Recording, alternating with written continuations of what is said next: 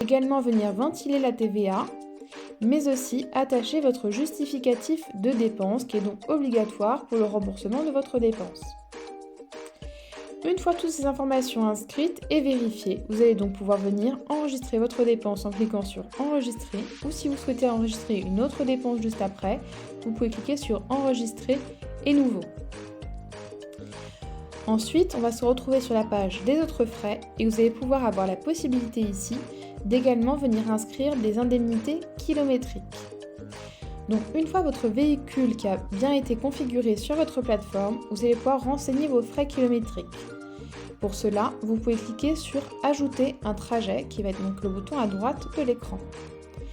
Vous pouvez alors renseigner les détails de votre trajet comme la description, la date, le véhicule utilisé, l'adresse de départ et d'arrivée, ainsi que le code affaires ou analytique si besoin. Votre trajet s'affiche alors sur la carte et le nombre de kilomètres ainsi que le montant sont automatiquement calculés selon les barèmes kilométriques en vigueur. Vous pouvez cliquer ensuite sur Enregistrer pour confirmer ces informations. Il y a également un point d'attention ici qui va être le fait que l'itinéraire est calculé en tenant compte du chemin le plus court. Ainsi, si vous avez effectué une étape pendant votre trajet, il faut que vous indiquiez une étape par frais kilométriques et ensuite vous pourrez cliquer sur Enregistrer et Suivant pour ajouter l'étape suivante.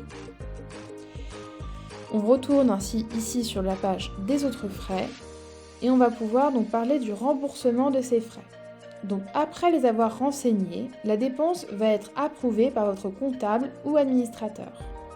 Vous pouvez donc suivre l'état de votre remboursement depuis l'onglet Dépenses, autres frais où nous sommes ici, et ensuite cliquer sur Mes remboursements dans le menu de gauche. Lorsque le remboursement sera effectué, vous serez notifié par email. Vous retrouvez donc ici aussi l'état de votre remboursement. Est-il en traitement ou est-il été déjà validé?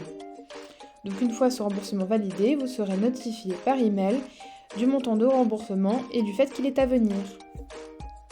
Voilà donc en quelques mots comment gérer vos dépenses manuelles.